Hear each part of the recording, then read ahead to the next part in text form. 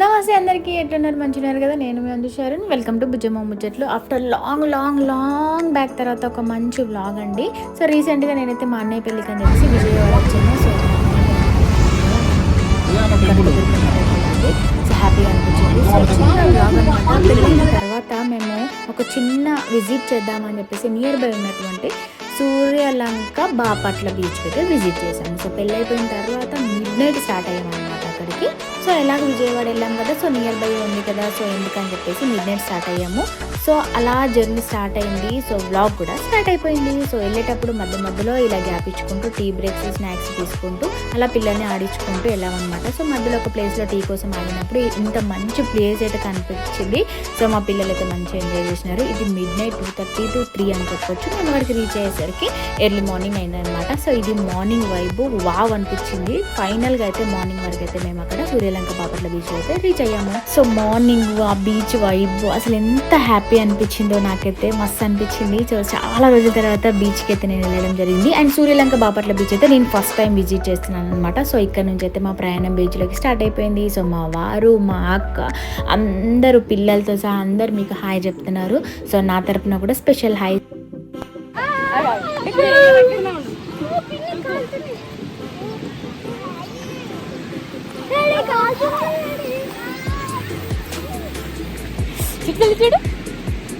చూడు ఎట్లా బాగా కదా, బీచ్ మస్తు వచ్చింది కదా. ఇక్కడ సెక్యూరిటీ అయితే చాలా బాగుంది అండ్ జనాలు కూడా మస్తు ఉన్నారనమాట. సో సమ్మర్ హాలిడేస్ కాబట్టి అందరు కూడా ఫ్యామిలీస్తో ఎంజాయ్ చేయడానికి వచ్చినారు. చాలా మంచిగా అనిపించింది. ఇది మార్నింగ్ టైం అండ్ సెక్యూరిటీ అయితే ఆసమ్ ఉంది అక్కడ.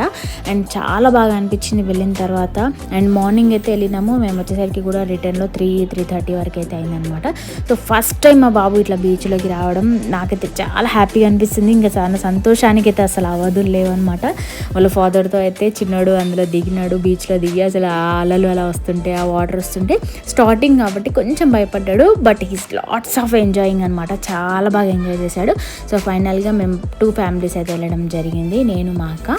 సో మేమైతే బీచ్లోకి వెళ్ళిన తర్వాత అసలు ఎంత హ్యాపీగా అనిపించిందో మాకు. సో చాలా రోజుల తర్వాత మేము అట్లా ఫ్యామిలీ టూర్ వెళ్ళినాం కాబట్టి అలా చేసాము. నిజంగా అలా బీచ్లో బాబుతో, మా వారితో అలా ఫ్యామిలీతో ఎంజాయ్ చేస్తుంటే ఆ ఫీల్ నిజంగా ఎంత హ్యాపీగా అనిపించిందో. సో సరదాగా అలా బీచ్కి అలా వెళ్ళడం అయితే అసలు ఆ ఫీలింగ్ వేరే అనిపించింది. అక్కడ ఉన్నంతసేపు ఆ అలల తాకిడి కానివ్వండి, ఆ వాటర్లో ఆ ఫీల్, ఆ పీస్ ఆఫ్ మైండ్ అనేది చాలా బాగా అనిపించింది. ఇక మేము లోపలికి వెళ్ళడానికి భయపడుతున్నాం, పిల్లలు ఉన్నారు కాబట్టి. మాదంతా ఒడ్డున ఇసుక బ్యాచ్ అనమాట. సో అక్కడ ఎక్కడ వాటర్ తక్కువ ఉంటే అక్కడ కూర్చొని ఇలా కంప్లీట్గా ఇసుకతో ఆడుకోవడము, పిల్లల్ని ఆడించుకోవడం అయితే చేసినామన్నమాట. ఎందుకంటే పిల్లలతో వెళ్ళినప్పుడు అలా బీచెస్లో డీప్ లోతులకు వెళ్ళి మనము రిస్క్ చేయడం అనేది ఇట్స్ నాట్ కరెక్ట్ అనిపించింది ఫ్రమ్ మై సైడ్. సో ఇట్లా ఫ్యామిలీతో కూర్చొని సరదాగా మా బాబుని ఆడించుకుంటూ, తన ఎంజాయ్మెంట్, తన హ్యాపీనెస్ని చూసుకుంటూ పిల్లలతో సరదాగా అలా కూర్చుని పోయామన్నమాట మేము.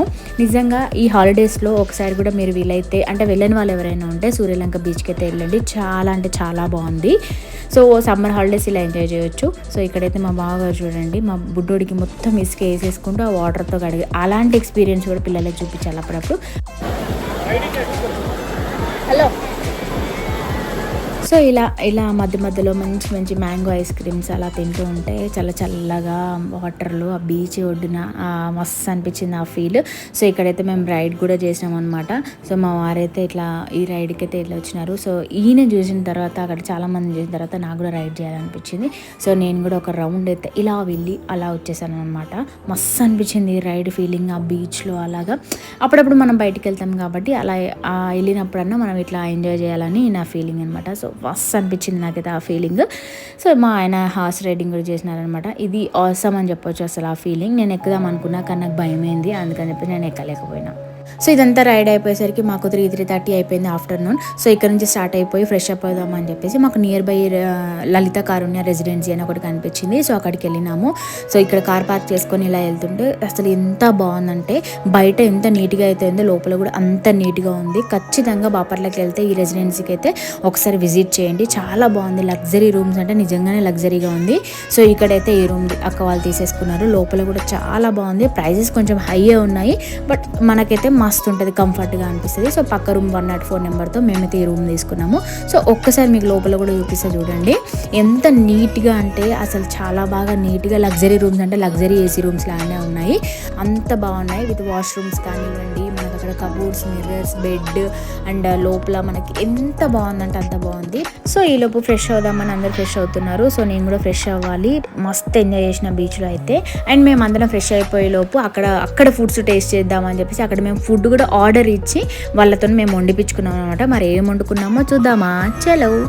సో అక్కడ ఆర్డర్ ఇస్తే ఇట్లా ఫుడ్ ప్యాక్ చేసుకొని మాకు వండి తీసుకొచ్చినారు.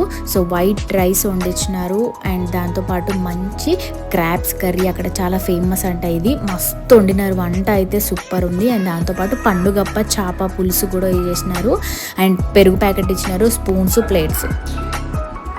బాగుందా చిన్న, మంచిగా ఉందా చిన్నది? ఏంటిది బాగుందా?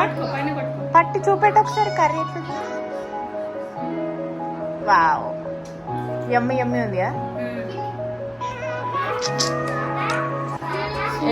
నువ్వు వేరే లెవెల్.